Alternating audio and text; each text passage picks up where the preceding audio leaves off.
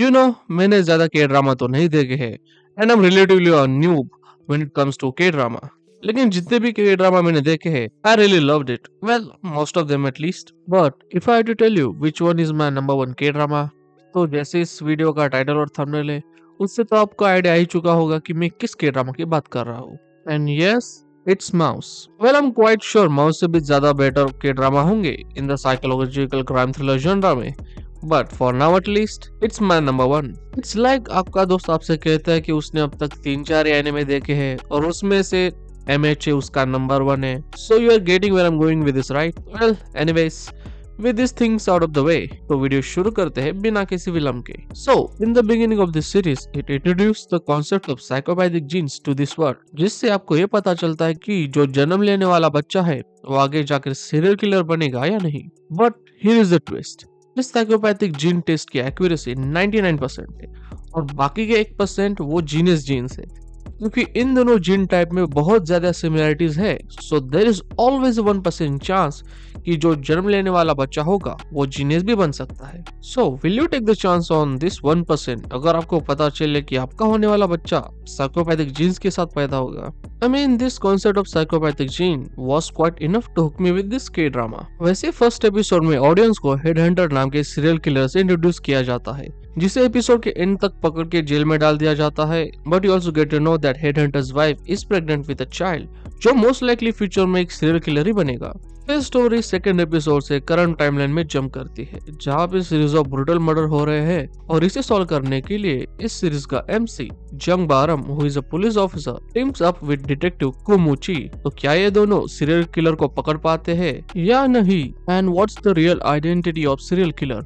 ये माउस की story line का बेसिक प्रेमिस है।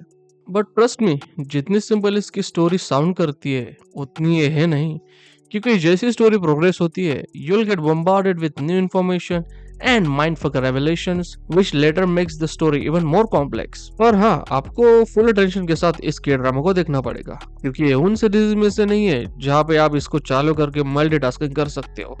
If you do that, you'll miss the crucial information which will be very important to the future events of the story। इस के drama का second बड़ा positive मेरे according है इसके characters and character writing. Characters काफी well flash out है, well most of them are, क्योंकि नंबर ऑफ कैरेक्टर्स बहुत ज्यादा होने के कारण it's not really possible to focus on each and every character, which is quite understandable। लेकिन बहुत कैरेक्टर्स की आपको सब प्लॉट और उनके बैक स्टोरी देखने को मिलेगी। कुछ कैरेक्टर्स का कैरेक्टर आर्क काफी ज्यादा इंटरेस्टिंग है, जिसकी तारीफ करते आप नहीं थकोगे। They also included romance angle in it, जो काफी well handled है, and that doesn't become the main focus of the story। I was quite relieved with that। मैं ज्यादा कुछ कैरेक्टर्स के बारे में बोलना नहीं चाहता, क्योंकि अगर ज्यादा बोल दूंगा तो वो स्पॉइलर हो जाएगा, क्योंकि भाई इस सीरीज की ड्राइविंग फोर्स ही सीरियल किलर की आइडेंटिटी है। So I don't want to give away any sort of clue, क्योंकि trust me, when that moment arrives it is peak.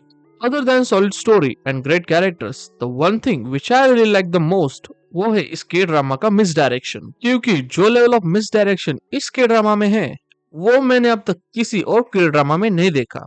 I mean, जब आपको लगता है कि you have figured out the real identity of serial killer, then this series will suddenly throw a curveball with new information and you will start to doubt your own decision। और ये सिर्फ एक बार नहीं, बहुत बार होता है, जो एक के ड्रामा बहुत ब्रिलियंटली पुल ऑफ करता है। और भाई इसका intro, that shit hits on another level, which is quite fitting with the theme of this series। इस सीरीज का म्यूजिक मुझे पर्सनली बहुत अच्छा लगा।